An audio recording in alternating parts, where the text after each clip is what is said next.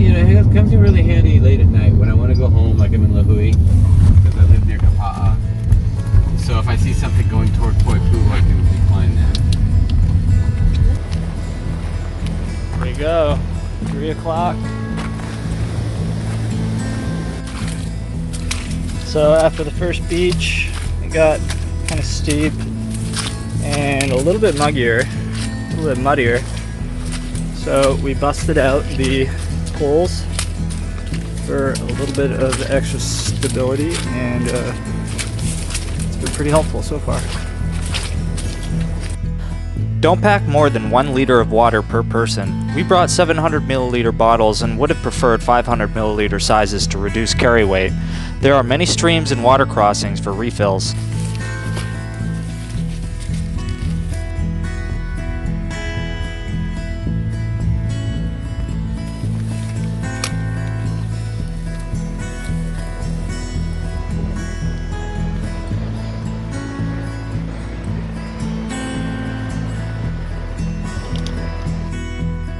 Make sure to pack a headlamp. Weather and late departures will require the additional lighting.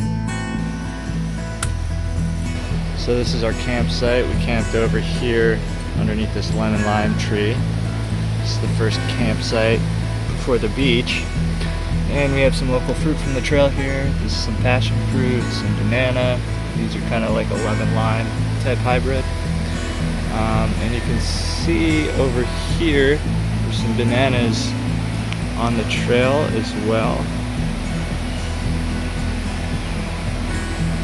Way over here, and those might be right on the way back. Plan on packing most of your rations. Calories can be supplemented by fresh fruit on the trail, but shouldn't be relied upon. We came across some feral goats on the trail.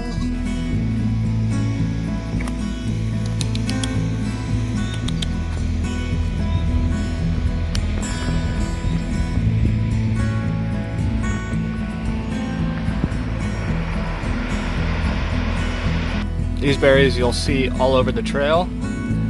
They're very tart tasting, but we've been told they're a great anti-inflammatory. So, it's pretty red. It's very purple on the inside.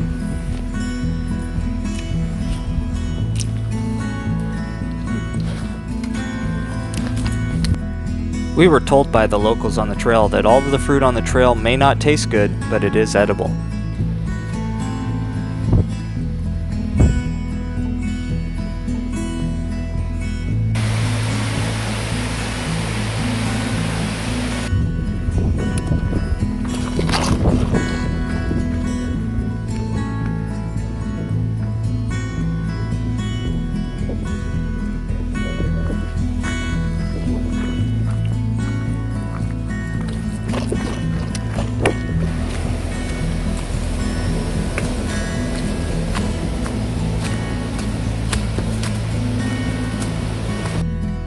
Flash flooding is a concern. Make sure that you heed ranger warnings and weather advisories. Many hikers have been carried away due to heavy rainfall. Be especially cautious at the Mile 2 river crossing.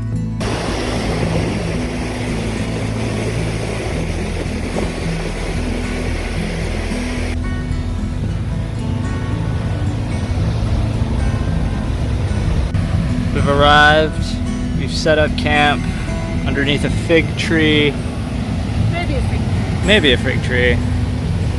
And that's the beach. Beautiful. Little banana. This is all we have Passion to fruit eat. for later. Some peanut butter sandwiches. 6 sandwiches. 6 sandwiches.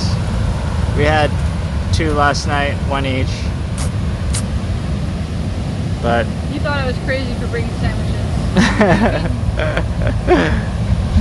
well, we got a bunch of Cliff Bars and snacks and stuff too, and some maple syrup, some old Canadian cane sugar, Canadian sugars.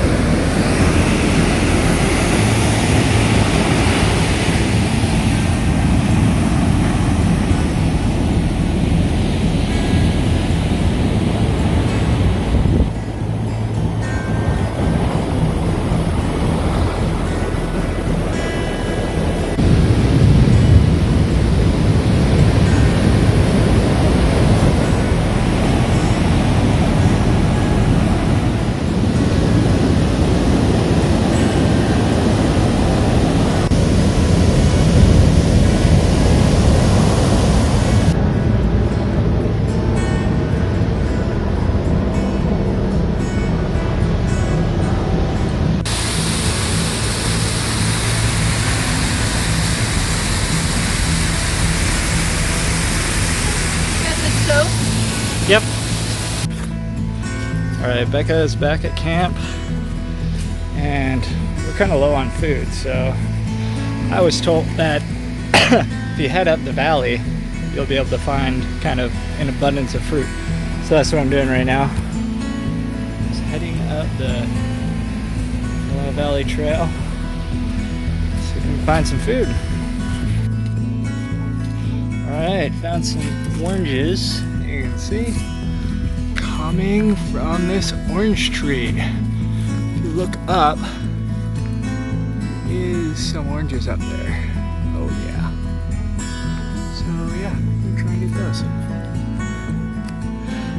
Okay, so got some oranges. What you gotta do is you gotta kinda climb up quite a ways. High enough that you can physically move some of the branches when you shake them. So this one broke when I fell, so I'm gonna eat it now before bringing it back to camp. But looks pretty good. Alright, it kind of like plateaued here, and it is looking really fucking epic. You can see all of these kind of look like. Alright, some banana trees. I don't see any bananas on these ones right now. They've probably been harvested. And out there, we got some coconut.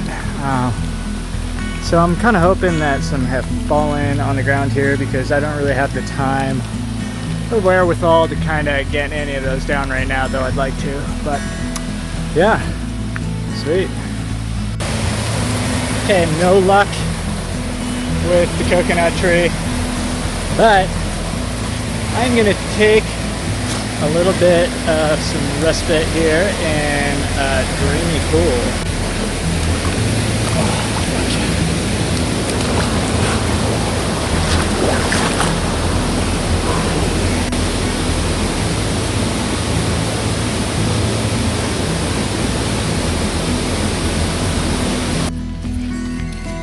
So I wasn't able to find the abundance I was after. It's about 4:30 right now. I think I went maybe a mile and a half, 2 miles up the valley. I saw a couple coconuts and a couple banana trees and 2 orange trees, but none of them are really bearing that much fruit, and I think it's mostly because this is a pretty popular trail.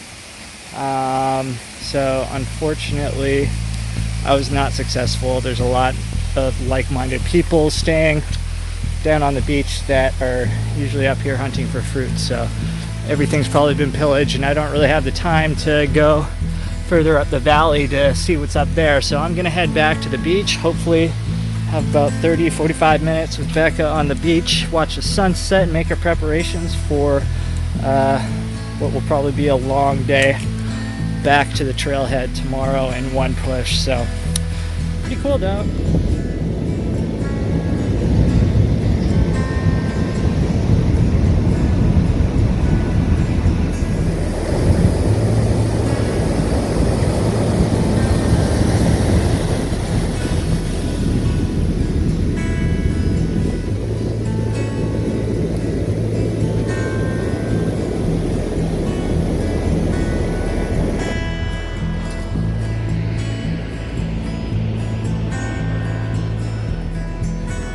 It's 6:45 right now. Left camp around 6:08. Hoping to make it in one push. Already soaking wet. Here we go. Though it will likely be raining on the trail, we regretted packing our rain jackets due to the weight. The excessive humidity and rainfall will soak through the most resilient of layers. Instead of lamenting in the discomfort of a heavy jacket, go topless and embrace the warm, wet climate of the Nepali coast and dry out much quicker.